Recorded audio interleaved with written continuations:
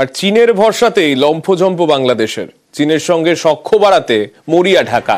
দ্বিপাক্ষিক আলোচনায় ঋণের সুদ কমানো নিয়ে কথা, ঋণ শোধের সময়সীমা বৃদ্ধির বিষয়েও কথা হয় বলে দাবি। বেজিং এর মনোভাব ইতিবাচক বলেই দাবি বিদেশ উপদেষ্টা। ব্রহ্মপুত্রের পানির ব্যাপারে যে ফ্লোর ব্যাপারে যে তথ্য, মানে হাইড্রোলজিক্যাল যে তথ্য, সেই তথ্য যেন আমরা আরেকটু সময় মতো পাই পরস্পরের সাথে, এটা নিয়ে একটা এমওইউ সই করেছে। লক্ষণীয় কোনো পানি ফ্লো কমবে না। তিস্তার ব্যাপারে কোনো আলোচনা হয়নি, কারণ তিস্তার ব্যাপারে যে কোনো আলোচনা হতে হলে সেটা কিন্তু ওই যে এমওইউর অধীনে হতে হবে। একদিকে চীনের থেকে নেওয়া ঋণ সেটা যাতে কম সুদে পাওয়া যায়, বেশি সময় ধরে শোধ করা যায়, সেই নিয়ে যখন আলোচনা হচ্ছে, তার মধ্যেই আবার চীনের কাছে আরো নতজানু বাংলাদেশ।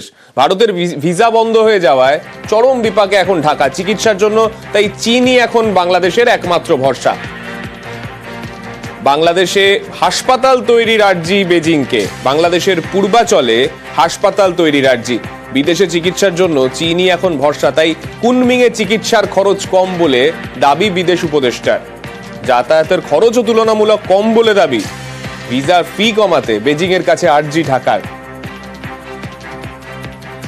ভারতের সাথে চিকিৎসার জন্য যারা যেতেন তাদের একটু ভিসা নিয়ে সমস্যা হচ্ছে, কিছুটা একটা বিকল্প উৎস পেলে সুবিধা হয় এই হিসাবে কুনমিংকে চিন্তা করেছিলাম আমরা, এবং ডেপুটি গভর্নর উনি এসেছিলেন এবং ওখানে কথাবার্তা হয়েছে। 2-3টি হসপিটালকে আইডেন্টিফাই করেছে। আমি বলেছি যে ভিসা যেন সহজ করা হয়।